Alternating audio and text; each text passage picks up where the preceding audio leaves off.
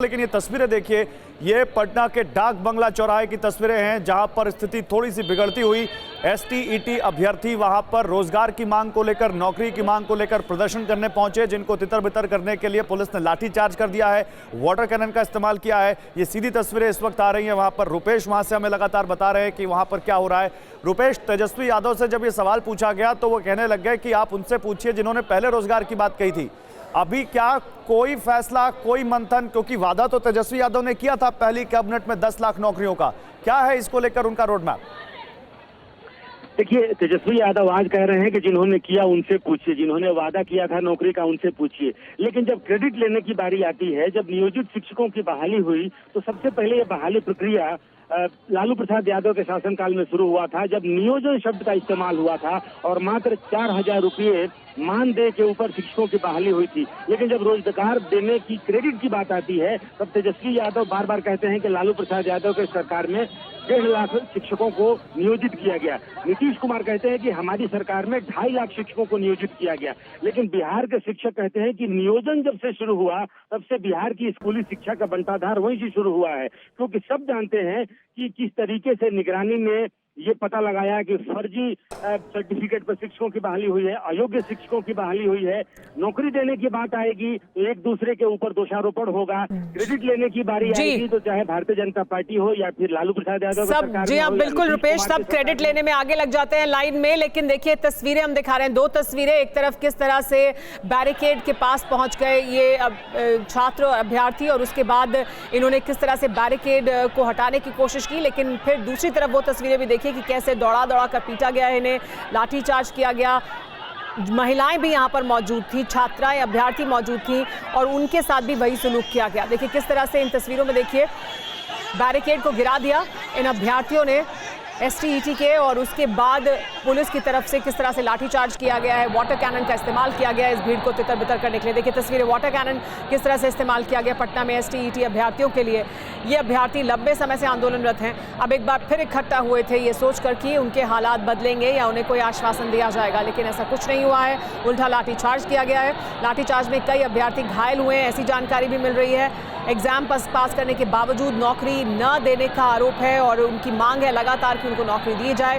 काफ़ी समय से प्रदर्शन कर रहे हैं एसटीईटी के छात्र, लेकिन हालात नहीं बदले इन छात्रों के लिए। देखिए किस तरह से वाटर कैनन का इस्तेमाल किया गया, बैरिकेड लगे हुए थे लेकिन बैरिकेड को तोड़कर जैसे ही अभ्यर्थी आगे बढ़ने की कोशिश कर रहे थे लाठीचार्ज किया गया। इसमें महिला अभ्यर्थी भी शामिल थी और उनके साथ भी वही सलूक किया गया। रुपेश, लंबे समय से मांग है, अभी जो ये प्रदर्शन है इससे पहले क्या मांग रखी जा गई थी उनकी तरफ से? देखिए बिल्कुल, पिछले 3 सालों से ये आंदोलन कर रहे हैं कि जब से इन्होंने एसटीईटी परीक्षा पास की, क्योंकि पहले जब से ये सवाल खड़ा हुआ कि ये जो शिक्षक बहाली चल रही है, जो नियोजित शिक्षक जिनको कहते हैं, ये अयोग्य हैं और बहुत ऐसे हैं जिनकी पात्रता भी नहीं है शिक्षक बनने की।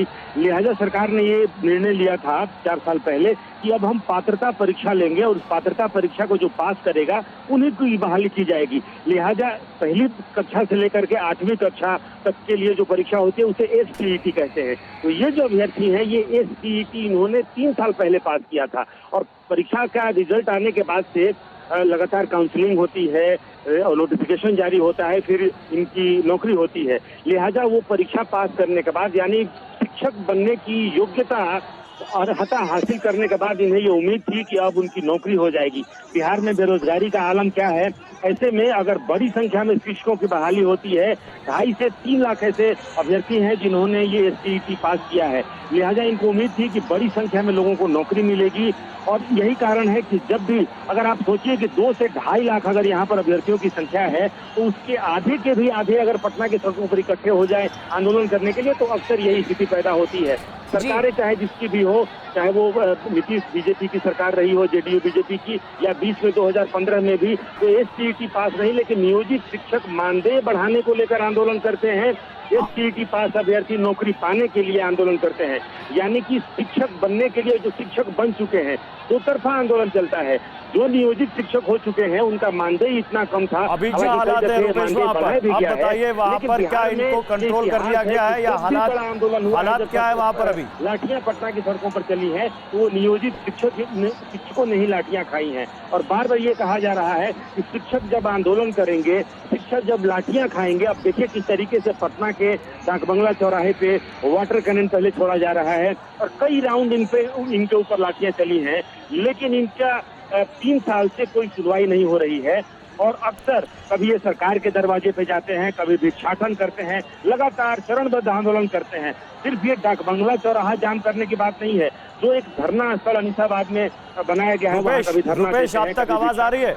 रुपेश, मुझे बताइए, इस आंदोलन की क्या जानकारी प्रशासन को पहले से नहीं थी? हम देख रहे हैं वहां पर एडीएम साहब ताबड़तोड़ एक अभ्यर्थी के ऊपर लाठियां बरसाए जा रहे हैं। क्या उनको पहले से बातचीत करके समझाने की कोशिश नहीं की गई?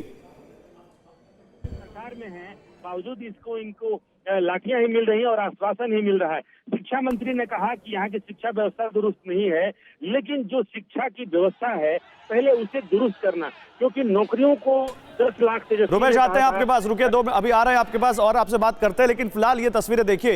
ये तस्वीरें हम आपको डाक बंगला चौराहे की दिखा रहे हैं, जहां पर आप देख सकते हैं किस तरह से STET अभ्यर्थियों ने वहां पर प्रदर्शन किया है नौकरी की मांग को लेकर। और दूसरी तरफ आप देख सकते हैं कैसे प्रशासन के अधिकारी, ये पटना के एडीएम बताए जा रहे हैं, जो ताबड़तोड़ एक अभ्यर्थी को वहां डंडे मार रहे हैं ताकि वो वहां से हट सके। वाटर कैनन का इस्तेमाल किया गया है, अभ्यर्थी वहां पर हैं। रुपेश, मैं आपसे सवाल पूछ रहा हूं कि क्या इन अभ्यर्थियों ने इस आंदोलन की पहले से चेतावनी दी हुई थी? प्रशासन जिस तरह से लाठियां बरसा रहा है, क्या इनसे पहले बात करने की कोशिश की गई सरकार की तरफ से, ताकि ये जो स्थिति अब पैदा हुई है इसको पैदा होने से रोका जा सकता था? देखिए, बिल्कुल इन लोगों ने प्रशासन को कह रखा था और ये पहले से ये तय था कि इस तारीख को हम अपना आंदोलन करेंगे, हमारी मांगे ये हैं। और इन मांगों को लेकर इन्होंने प्रशासन को पहले से सूचना दी थी, लिहाजा मजिस्ट्रेट की तैनाती की गई थी, वज्र वाहन की तैनाती की गई थी, वाटर कैनन की तैयारी की गई थी, कई थानों की पुलिस को यहाँ इकट्ठा करके रखा गया था कि हम गांधी मैदान से निकलेंगे, डाक बंगला चौराहे तक जाएंगे। जैसे आज पप्पू यादव ने पहले से कह रखा था कि हम गांधी मैदान से निकलेंगे, राजभवन मार्च करेंगे। लेकिन इस तरह के आंदोलन अक्सर पटना के गांधी मैदान से निकलते हैं, कभी इनकम टैक्स चौराहे पे, कभी डाकबंगला चौराहे पे, क्योंकि राजभवन मार्च के लिए आगे फिर प्रतिबंधित क्षेत्र घोषित होता है। लिहाजा प्रशासन ने यह तय कर रखा था कि ये डाकबंगला चौराहे तक आएंगे और वहां बैरिकेडिंग लगाई जाएगी। लेकिन पप्पू यादव यहाँ पे पहुंचे, उनके ऊपर भी, उनके कार्यकर्ताओं पे भी लाठीचार्ज हुआ, उनकी संख्या कम थी लिहाजा वो चले गए। लेकिन जो ये STET पास अभ्यर्थी हैं, शिक्षक अभ्यर्थी, इनकी संख्या हजारों में थी और इनको भी बैरिकेड किया गया था। डाकबंगला चौराहा लगभग जी बिल्कुल रुपेश, और इनके ऊपर भी लाठीचार्ज किया गया है, इनको भी यहाँ से हटाने के लिए, तितर-बितर करने के लिए वाटर कैनन का इस्तेमाल किया गया है।